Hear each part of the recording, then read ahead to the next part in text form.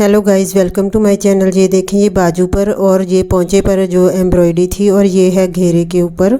बहुत सुंदर सूट बना हुआ है और सभी तरफ एम्ब्रॉयडरी आएगी, जैसे घेरे पर भी आएगी, बाजू पर भी और सलवार के मोरी पर भी आएगी। और ये पाइपिंग भी लगानी है इसके साथ मैंने। और सबसे पहले ये एम्ब्रॉयडरी को डबल फोल्ड करके एक जैसा इसको कटिंग करना है। और दो लाइनें बनी है ना, लाइन के ऊपर बिल्कुल लाइन आनी चाहिए। और ये ट्रांसपेरेंट था, मुझे दिखाई दे रही थी नीचे की लाइन, फिर मैंने उसके ऊपर रख कर बिल्कुल अच्छे से सेट कर दिया ताकि कढ़ाई इधर उधर ना हो, बिल्कुल सेंटर में आ जाए। तो बहुत सुंदर सूट है, जैसे ज़्यादा भारी एम्ब्रॉयडरी भी नहीं, ठीक ठीक है, तो सुंदर लग रहा था सूट। ये करवा चौथ वाला ही है, तो इसको स्टिच करेंगे। कटिंग की आज वीडियो डालूँगी, कल को इसकी स्टिचिंग की भी डाल दूँगी। लंबाई थी इनकी 41 इंच 41, और जितनी है मैंने वो 1 इंच फालतू लिया है नीचे बॉर्डर से, और तीरा 6 इंच लेकर नीचे को 7 इंच का निशान लगा दिया है। और बस्ट थी इनकी 39 इंच, पौने 10 पर निशान लगाकर 1 और 2 इंच पर 2 बार गुलाई डाल दी है और प्लेट डालने हैं, इसलिए मैंने। हिप थी 40 इंच और चौथा भाग हो गया 10 इंच, 12-12 इंच का निशान लगाकर कट कर देंगे। प्लेट के निशान में बाद में लाइनिंग लगेगी ना, उसके ऊपर डालूँगी। एक बार ये सीधा सीधा कट करके रख देते हैं। कल को मैं इसकी स्टिचिंग की वीडियो डालूँगी, फिर मैं उसके ऊपर प्लेट की मार्किंग भी बता दूँगी। और बहुत ही सुंदर कपड़ा है, बिल्कुल प्योर का होता है जैसे। तो इसकी सलवार बनाई थी भारी वाली, तो इसके जब पोंचे पर एम्ब्रॉयडरी आ जाए ना, तो फिर हम सेमी पटियाला की तरह नहीं कटिंग करते, दूसरी म्यानी वाली सलवार कट कर देते हैं। और 12 इंच फिर से कपड़ा मैं बिछाकर सूट के पीछे वाला पल्ला कट करूँगी, बैक साइड वाला। और काफ़ी चौड़ाई में भी अच्छा था कपड़ा, इसलिए ना इसको फ़ोल्ड करने में भी काफ़ी परेशानी आ रही थी।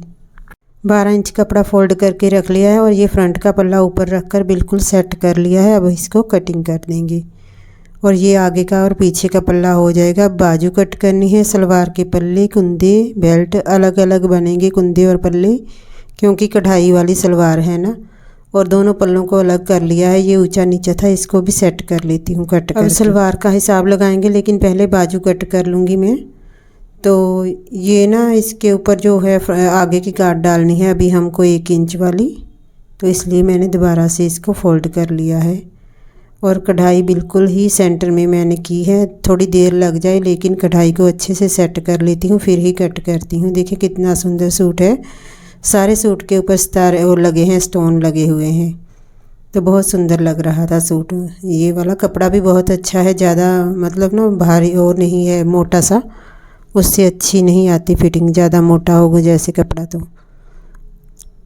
तो मैंने ऊपर वाली जो आधा इंच कंधे डाउन करने थे ना, वो नहीं किए थे, वो मैंने अलग अलग कर लिए हैं, दोनों के अलग करके।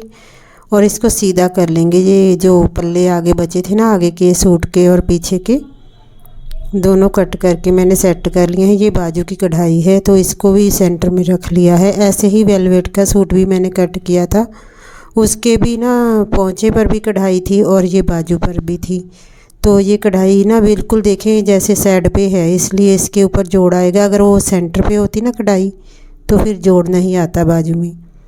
हमें एम्ब्रॉयडरी की सेंटर बिल्कुल लेनी है, इसको सेंटर से मैंने फ़ोल्ड कर दिया है। अब इसकी ना एक साइड पर जोड़ पड़ेगा ही पड़ेगा, क्योंकि ये कढ़ाई का हिसाब है। अगर कढ़ाई नहीं होती तो हमें जोड़ डालने की ज़रूरत नहीं होती, कपड़ा खुला डुल्ला है। तो उसको मैंने कट करके अलग कर लिया था, जो जुड़ा हुआ था पल्ला, इसको आधा इंच ऊपर चढ़ा कर रख लिया है। और इस साइड पर ऊंचा नीचा भी था, उसको भी मैंने सेट कर लिया था 3 इंच की गुलाई डालकर। और अंदाजे से थोड़ी मोरी लगा दी है, जब हम स्टिच करेंगे ना तो जो फालतू कपड़ा होगा तब कट कर दूँगी। तो ये ना एक पल्ला रह गया था, तो इसलिए हिल गया। अब दोबारा से सेट करके तो इसको कटिंग कर दूँगी। थोड़ा सा हाथ लग जाए तो हिल जाता है कपड़ा। और ये हमारी बाजू की कटिंग भी होगी, कढ़ाई बिल्कुल सेंटर में है। अब इस तरह से कट की है, क्योंकि जोड़ पड़ना ही था अगर कढ़ाई को सेंटर में करना है तो। सलवार का हिसाब किताब लगाएंगे। सबसे पहले मैं कुंदे कट करूँगी, पल्ले बाद में कट करूँगी। और इसको मैंने डबल फोल्ड करके बिछा लिया है। सेमी पटियाला की तरह ये नहीं कट होगी, क्योंकि पल्ले हमें अलग से ही निकालने पड़ेंगे, एम्ब्रॉयडरी है ना इसकी। और इनकी सलवार थी 34 इंच, 3 इंच बढ़ाकर हो गए 37 इंच, उसमें से 8 निकाले, रह गया 29 इंच। और 29 इंच का निशान लगाकर एक बार मैं हिसाब लगा रही हूँ पीछे कितना कपड़ा बच रहा है। तो काफ़ी बच रहा था कपड़ा। तो फिर मैं ना ये म्यानी वाली सलवार बनाऊँगी। जैसे 29 इंच का आधा कर लेना है, जैसे 30 का आधा 15 हो गया, 14.5 हो गया। मैं 14 इंच पर निशान लगाया है, म्यानी वाली सलवार बनाएंगे। और 2 इंच आगे को बढ़ा दिया है। और 14 इंच वाला और ये जो 29 इंच वाला निशान है ना, इनको आपस में चौक से मिला लेना है। तो आगे 4 जोड़ डालकर म्यानी पड़ जाएगी तो उससे काफ़ी फ़र्क पड़ जाएगा, सलवार भारी हो जाएगी हमारी, चुनट आएगी। फिर उससे अगर सिंपल सी हम कट कर देते तो सीधी सीधी पजामे की तरह हो जाती है सलवार। और जब कपड़ा है तो हमें भारी ही कट कर देते हैं। छोटे से टुकड़े जो बचेंगे मुझे भी फेंकने ही पड़ते हैं। तो चलो कपड़ा फालतू है तो सलवार भारी बन जाएगी हमारी। तो इसको दोनों कुंदों को उठाकर दोबारा रख दिया है ऊपर। अब 4 कुंदे हो जाएंगे हमारे। और आगे जोड़ डालना भी मैं आपको बताती हूँ कि कैसे डालना है। और सीधा सीधा कट कर लिया है। अब इसको अलग करेंगे। 2 कुंदे जुड़े हुए हैं, 2 हमारे बंद खुले थे। और ये जो कपड़ा बचा है इसको 4 तय करके आगे रख लूँगी।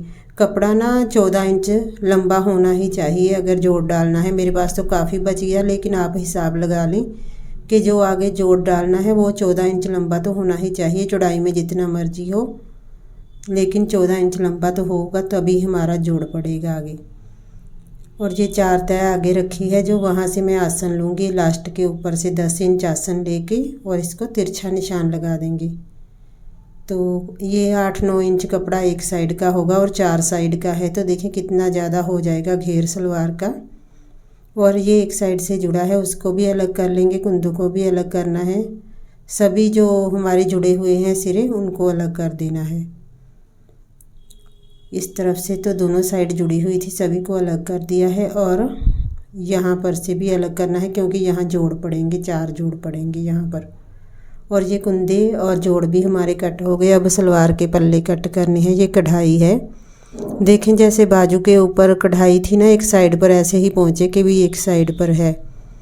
ये जो सूट को एम्ब्रॉयडरी करते हैं उनको पता नहीं चलता। चलो वो सलवार के पल्लों की तो चल जाएगी, लेकिन बाजू की कढ़ाई सेंटर पर करनी चाहिए, लेकिन एक साइड पर ही करते हैं। इस कारण उसके ऊपर बाजू के ऊपर जोड़ डालना पड़ा मेरे को।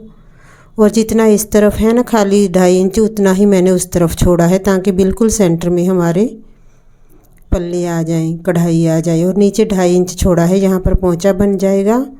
और ऊपर इसके इसी से हिसाब लगाकर 29 इंच का निशान लगाया है क्योंकि मुझे 29 इंच लंबे ही पल्ले चाहिए। जैसे कुंदे मैंने 29 इंच लिए हैं वैसे ही सलवार के पल्ले भी 29 इंच ही लूँगी। और नीचे खाली छोड़ा है वहाँ पर हम पोंचा बना देंगे। अगर कढ़ाई के ऊपर स्क्रोल बनाएंगे तो बुरे ही लगेंगे, इसलिए नीचे खाली जगह छोड़ दी है।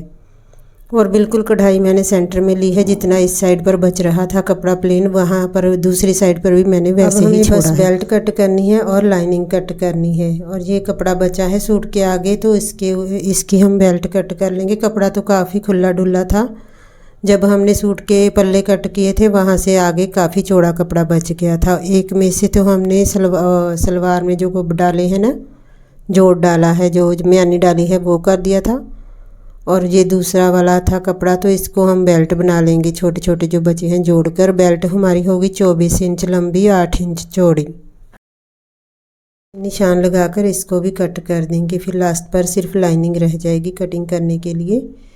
तो अगर सलवार में भी लाइनिंग लगाते ना बहुत ज़्यादा भारी हो जानी थी, क्योंकि हमने जोड़ म्यानियाँ भी डाली हैं तो उससे भी काफ़ी फ़र्क पड़ जाता है। अगर पैंट बनानी हो ना तो फिर कपड़ा पतला लगता है, सलवार तो चल ही जाती है, खुली डुल्ला होता है कपड़ा। और ये हमारा लाइनिंग का कपड़ा है, मैंने धो के प्रेस करके रखा है। इसको डबल फोल्ड करके और सूट का पीछे का पल्ला जो है इसके ऊपर बिछाकर लाइनिंग के तो इसको कट कर देंगे। तो कटिंग कंप्लीट हो जाएगी। कल को मैं इसकी स्टिचिंग की वीडियो डालूँगी, आप प्लीज़ ज़रूर देखना। तो ये ना कढ़ाई जो कपड़ा होता है लाइनिंग का बहुत ज़्यादा चिपकता है आपस में, इसको सेट करने में काफ़ी टाइम लग जाता है। तो प्रेस की है तो इसलिए आराम से हो गया है सेट, नहीं तो मेरे को काफ़ी टाइम लग जाता है। कई बार मैं ना झाड़ वाड़ कर डाल देती हूँ तो बिना प्रेस के भी लगा देती हूँ। ज़रूरी नहीं है प्रेस, लेकिन धोना ज़रूर होता है थोड़ी सी सर्फ पाकर। तो मैं 2-3 घंटे इसको डुबो कर रखती हूँ, फिर मैं धोती हूँ। फिर अच्छे से इसकी पान से निकल जाती है, नहीं तो सूट सिलने के बाद ना ये इकट्ठा हो जाएगा, फिर कोई फ़ायदा नहीं है। तो मैंने जिससे स्टिच करना सीखा था ना तो वो बहुत खिजी हुई पड़ी थी। जिस दिन मैं लाइनिंग वाला सूट स्टिच करना था, मैंने कहा ये ऐसे ही लगा लूँ कि धोनी पड़ेगी, तो कहते ऐसे ही लगा दे। तो जब मैं लगा ली तो एक बार धोने से ना सारी अंदर इकट्ठी हो गई। फिर उसको क्या बोलना, वो कौन सा मानेगी। तो वो खिजी पड़ी थी, उसने मुझे बताया ही नहीं कि धोकर लगानी है। तो कोई बात नहीं, मैंने भी दुपट्टे का ही स्टिच करके देखा था कि लाइनिंग वाला सूट कैसे स्टिच करते हैं। तो मैंने उससे कुछ नहीं बोला, लेकिन वो ख़राब ही गया, किसी काम नहीं आया था। तो जो स्टिच के सिखाते हैं ना स्टिचिंग, वो भी कई बार ना मूड ख़राब करके खिजी बैठी रहती हैं, तो फिर अच्छे से बताती नहीं। और ये कपड़ा बच गया है हमारा लाइनिंग का, तो मैं बाजू के ऊपर भी लगाऊंगी, क्योंकि कढ़ाई है ना बाजू के ऊपर, फिर चुभेगी उसको लड़की को, तो इसलिए मैं इसको लगा दूंगी। ये मैंने ना हिसाब किताब लगा लिया है, अब इसको मैं जोड़ डाल दूंगी। ये 2 हमारे हैं तय, तो ऐसे करके आडी लाइनिंग चाहे चल जाए। ऊपर ना जोड़ लगा दूंगी, चारों तरफ खुली है ना, तो वहाँ पर थोड़ा सा आधा इंच फालतू कपड़ा छोड़ लिया है, जोड़ लगा दूंगी। लेकिन मैं बाजू पर लाइनिंग लगाऊंगी, नहीं तो उसे चुभेगी कढ़ाई। तो अब ये बच गई है लाइनिंग, इसको हम बाजू पर भी लगा देंगे। तो सेम वैसे ही कट कर रही हूँ, लेकिन ऊपर से खुली है, बाद में सिलाई लगाकर फिर अटैच कर दूँगी इसको। और पाइपिंग भी लगवाई थी उसने गोल्डन कलर की सूट के ऊपर। वीडियो पसंद आई हो तो लाइक कर देना। Thanks for watching.